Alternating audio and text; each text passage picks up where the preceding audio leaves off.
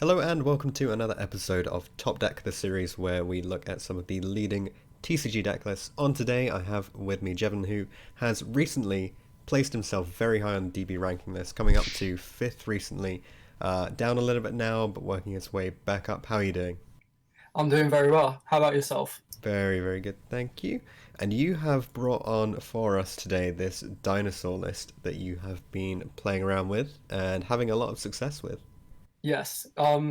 Basically, the Dino deck is very consistent. It plays a very small engine and can fill in lots of hand traps, which I believe is the way how you should be playing your deck this format. Hence why stuff like Invoke's doing very well, Dragon Link, where they can just play off one or two cards and hand trap your opponent. And yeah, that's basically the way how I see this format.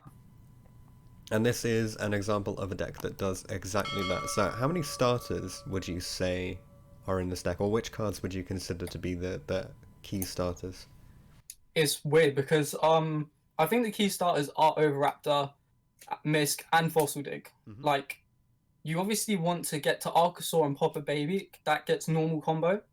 But there's also ways where you can combo going second. If your opponent has been hand trapped and they finish really weak, a Lost World plus a baby can still get you to the full combo. So there's still ways of starting off your play, even with cards which you think wouldn't normally start off your play. So there is that. But yeah, roughly you got the main 9 starters. Sometimes Archosaur is a starter if you draw a baby. It is a very good starter, and it helps you play around Ash on the Mist, because if you're facing a well-experienced player, they will know to Ash your Miscellaneousaurus. Whereas normal summoning Archosaur, they will be more reluctant to hand trap it, and it's more likely that your combo will go off. Okay, so that's one interesting way to play around it. Yeah.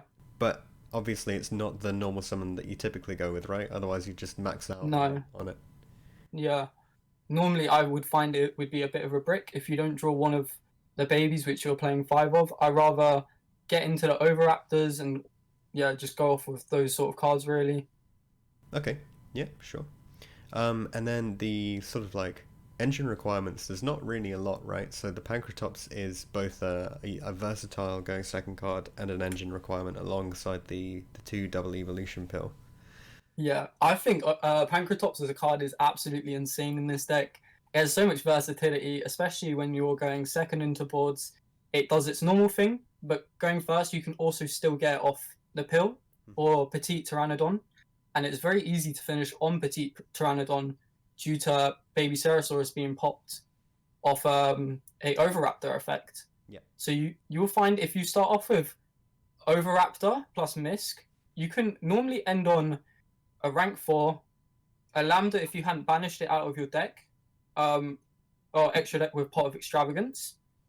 And yeah, so you've still got the Link Monster, the Tyranno, the rank 4 being Dolka or Lagia. I normally choose to pick Dolka due to the way how this format is going with the more combo oriented stuff.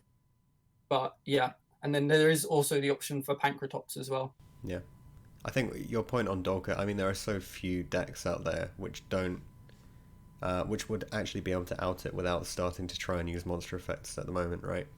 Yes. Like, even the control decks use quite a lot of monster effects, whether that's Dogmatica or Invoked or other versions. One thing I am noticing about the meta now is that more people are starting to play triple tactical talents, Hmm. meaning that Lagia might start becoming the better one to pick. When you can finish with like Tyrannos and ways to get to Pancratops during your opponent's turn and shut your opponent out of doing their combo, you just want to have a Lagia just in case they activate tactics and they want to take your Tyranno and ram into all your monsters, because obviously you want to keep board presence as much as possible. Yeah, yeah, that makes a lot of sense. So, of your main deck, are there any ratios here that are slightly atypical, or are there any ways in which you've optimized this relative to other people's lists? I think the Dino list as a whole is like normally standard. Like, there's a lot of things you have to play. My choice of Ash was a bit of a weird one. I knew that there was 2 more slots I needed to fill because I wanted to break boards, but I also knew that there was going to be some rogue matchups, and I feel like Ash can also hit the combo decks very well as the rogue decks. It's just all round generally quite good.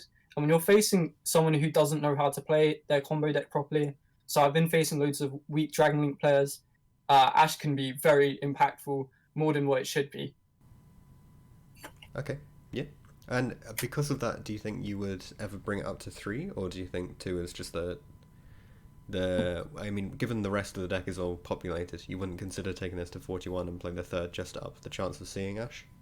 I love my 40 card decks. Like, as much as you can have a consistent deck, the better.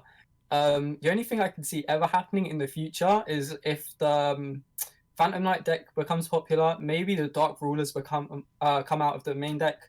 I'm not sure. We might play more ways to stop them during their combo, such as like DD Crows and stuff. Like I could play 2 Crow, or I can main deck Droll depending on how I feel like they're playing their deck and what's most impactful. But yeah, we'll have to see on that one. I think Dark Ruler is the most cuttable one for now. Okay. And given that you want to keep your deck count as low as possible, is there a reason why you decided not to play Upstart Goblin? I just basically I couldn't find the space. I knew that I wanted to put in 2 more cards, and in my head it made sense to put in the 2 Ash. The 2 Ash was definitely the last 2 cards, and yeah, I just wanted many ways to break the board as possible. So Gammas, Dark Rulers, and Imperms was the first thing to go in, along with the Dino engine. Yeah. Yeah, I think then you just really struggle to change it up, right? Because you don't really want to go much below 9 hand traps. You're already on 8 hand traps, and then the three ruler to help you break up boards. Yeah, plus the percentages to draw one is very strong. Yeah. That's like 11 out of a 40 card deck. I forgot the exact math on it, but I know it is so strong to just draw one. And that's really sometimes what you need. Sometimes 2, hence why we do play a lot more in the side, depending on what matchup you're going up against. Yeah. Yeah.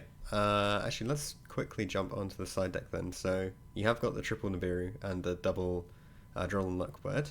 Yes. Double Droll was a bit of a weird one. I decided the fact that post side, if you're going against Dragon Link, you would be taking out the Ash, especially a better player will know how to play around the Ash and double Droll. It fits in perfectly. I would sometimes take out the Dark Ruler for the Nib if they're playing the Smoke Grenade combo, because I don't believe Dark Ruler's that good. Nib is very good to combo with any other hand trap, basically. It should stop their turn unless they've opened the God Hand. Yeah. And yeah, double Droll was basically just due to the fact that late game it's really bad, like turn 2 or 3. It doesn't do anything, but turn 1 it does a lot. So yeah, I just thought might as well go with 2. Yeah, fair enough. And then for more board breakers, you got the triple Lightning Storm. Do these come in against the combo deck still, or do you feel like you have enough without them? It's weird. Like I don't really put them in against the strong combo decks because they normally know how to play around it. But I've had like applications where I was going against more control based stuff, or like invoked or something of a sort, where I know one monster in attack position and you like blow them all out is gonna absolutely ruin them, and you're gonna get to go off freely. And I know a lot of people do not put their Macabres in defense position. And there's other applications that are not coming to my head right now, but Lightning Storm is mostly for the control sort of, matchups. Yeah. I mean, even then, because we've got the return of the blowout, like the Feather Duster, you go up against a control. Yes. You've got these 7 cards that are phenomenal in that matchup. Just wipe all the back row at once now. Seems pretty good. Trust me, this deck should not lose to a single control deck unless you brick. Because the way how the deck is built is the engine should be strong enough to kill your opponent quickly before they even get to grind out. Miscellaneousaurus is the best card. That card should probably get hit at some point. I don't know when. I'm not really sure, but it makes the dinosaurs so ignorant towards back row, and you can start comboing off and like you can get to your Pancratops to pop back row. You can make your tornadoes with the 2 level 4s, which always comes up, and you can finish off the game with UTC pretty easily. Or if not, by the time they get another turn, they're really whittled down, and you're going to have a negate or a disruption for whatever they're doing, and they're just going to find it so hard to come back. So yeah, those cards inside help you blow out those sort of matchups even more. Yeah, And then the last thing in the side deck is the triple appointer. Yeah, I mean, obviously your deck doesn't really do the Bylon Cube smoke grenade play so much. I decided to not go for the Vylon Cube Halki Firex combo because uh, otherwise the deck will brick. For online sort of play, I rather play as many games as possible without bricking, Hmm. and I want to have a consistent deck. And I felt like adding stuff like Aolo or Plague Spreader was gonna make my hands brick more, and I didn't want that at all. I just wanted consistent hands. And a pointer, I felt like even though I wasn't playing those sort of combos, it helped me control the matchup a lot more, or it helped my go first hands even better. Hmm. And there was sometimes where I would brick, even though I was going first, I would set a pointer, and sometimes that would be enough to like skip a turn or it'd make their combo weaker, so I can hand trap them. And yeah, they have to pass back to me, so I get another chance to play. Yep. Yeah, and that information is obviously super valuable. That looking at their hand, planning out your turn, and then being able to play it out exactly how you want to combat everything they have left. Yeah, definitely, 100%, I agree. You mentioned that you didn't want to include the additional bricks. I mean, from the list, the only real brick I see is the driver. Um, Yeah. do you feel that the deck loses any power by not having the like Fibrex targets in the main deck, or do you think it just carries on exactly fine without it? So I feel like it's got more power with the Firebrax combo, but I don't want to play it because this deck can sometimes break, and like obviously there is those hands where you just be like, why don't I just play the normal version? I get to go off and I can make a simple combo, because sometimes the simple combo isn't still going to get stopped by your opponent, because Tyranno is a big boy, and when it's backed up by something like Dolka or Lagia, I feel like it's very hard to get around. Yeah, yeah, absolutely Um, agree. yeah, also, I decided to add in Lambda from my original deck list because there's a thing you can do if they Ash or Gamma your Miscellaneousaurus and you've got Gamma in hand. You can sometimes finish on boards of Omega, Lambda, any rank 4 of your choosing, and Tyranno. Hmm. And Lambda will end up adding you another Gamma to use for next turn because you've made the Omega. Because you Omega at the point where you Lambda, Hmm. rip another card out of their hands. So at this point, they're down to 3 cards, and then you get to add another Gamma. So, and you can even reuse that once more during their turn. If you use Gamma before you Tyranno, you pop Driver, Gamma banishes itself, and then Lambda can search for your third Gamma. So, yeah. Wow, I that's pretty absolutely good. love that combo, and it comes up a lot more than you think. Yeah, yeah. I guess there are so few decks where you get to pop something on your own field. Yeah. Keep that gamma alive. So yeah, that's a very nice interaction actually there. So we've been through the main and the side mostly, quickly touching on the extra. Is any of this flex slot? So I think stuff like um, Tornado and Lagia are probably the most flexible things, and Access as well. I think Mhm. Phoenix and Unicorn are needed for breaking boards. I like having Omega there for that cute play that comes up. Lambda's the same reason. It doesn't always come up though. So yeah, I don't mind banishing that.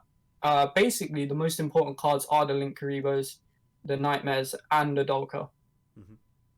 and that's what you should be playing basically. Also, Dweller's just an all-round good card. I mean, everyone knows that. I don't need to explain why. But then the others are coming up enough that you. So I mean the secure gardeners are coming up enough that you want to keep them at two for the moment then. Yeah, sadly that it does. I wish I didn't have to play more. Honestly, I wish I could play more different extra deck cards, but sadly with extravagance, if you banish him, you might not get to that Tyranno, Hmm. and the Tyranno is too important sometimes, especially for the first turn play. So It's just one of these best boss monsters out of a structure deck. The fact that your deck could just pump into Ultimate Conductor so easily. yeah, and that's what you want Fuck to it up. do. Like the card basically destroys combo decks. Like not a lot of combo decks make something that is bigger than 3k.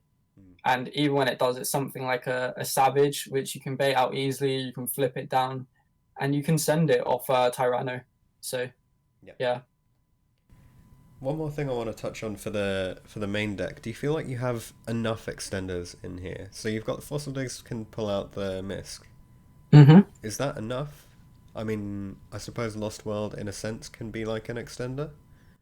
Yeah, sometimes I do wish I was playing stuff like Monster Reborn or some way to get back my resources because sometimes your hands are very fragile and you can get stopped and that would just be it. Other times, not so much because your deck is so ignorant, like it just goes off and it makes them mad board. And not a lot of people know how to play around Dino, which is why I chose to grind with this deck. Like it can finish games so quickly because your opponent will hand trap incorrectly, and it's got a big boss monster like UTC to sweep up the game. In terms of siding patterns, which Yes. cards can you take out from this main deck? So for the Dragon Link matchup, if I know they're playing Smoke Grenade, um, as I said, I take out the 2 Ash Blossoms and the Dark Rulers for basically the 3 Nib and the 2 Droll. Mm-hmm. Against most back row decks, I try and take out the Gammas and I try and take out the Dark Rulers because not a lot of back row decks have monster effects, and even when they do, I don't really care about them too much. Yeah. So I'll side in the 3 Lightning Storm, the Cosmic Cyclones, the Harpy's Feather Duster, and Reboot. And I'll keep in the Infinite Impermanence for, like, you know, if it's something like Inspect the Border or any sort of Floodgate you do want to negate and you have to go to a grind game with. Yeah. And the pointer just comes in for the Dark Rulers for when you go first, basically. Okay. Is that the only thing you really fear then? Yeah. Basically, Dark Rulers do come out quite a lot, but there's a lot of things that it's needed for, so. Yeah. Sure. Any other key comments on how the deck currently operates? Not really, other than the fact that I think all of you guys should give it a try. It's a very consistent deck. It's very strong. Not a lot of people know how to hand trap it. And if you do learn the deck properly, you do get rewarded, and you will find that you win a lot more games just through, you know, a consistent deck. And I find that that's more important nowadays because a lot of decks play bricks and garnets, and you do not really want to brick. I believe the more matches you can play, the better. Mm-hmm. Regardless of power, it's always about consistency first. If your deck is running 3, 5 bricks, I would not touch that. If you're running like 2, fair enough. But like I feel a consistent deck is more better for every format you play in. Especially when you play like regionals or you're playing online, you want to defeat more opponents than not. And I feel like for power, you'd be looking for more of a locals approach. Yeah. And going forward, we've got the Phantom Rage set coming out in what, just over a month? Yes. What changes are you sure you would make? Or are you still weighing up a lot of options? So I haven't read all of the cards properly, but I feel like Dark Ruler's gonna start coming out. I feel like Droll might be more impactful main deck. Stuff like Veiler might come in. Crow might see an appearance somewhere. It's just all about the way how things look. But I feel Dark Ruler is one of the things that can come out first because I've been seeing a lot of Infernoble, and I know Phantom Knight boards are very strong, but you've also got to think if you can break them at the earliest point, then they're never going to get to those strong boards. Yeah. Yeah, that's fair enough. Just put in the right hand trap, should be fine. Yeah, that's how it goes this format, sadly. Yeah. Cool. Well, thanks very much for coming on, and congratulations with your success. Do you want to make any shout-outs? First of all, shout out to you, YuGiOh. Thank you for coming through with the profiles. Always a boss. Guys, if you haven't already, get subscribing. Also, shout out to my DB friends, Clesio. I'm always playtesting with him. We're always on a Discord call. Ed, he also playtests this deck with me. So shout out to you, Ed. And that's really it. Thank you so much, guys. Cool. Perfect. Thanks very much. And we'll see you guys in the next video. Catch you later.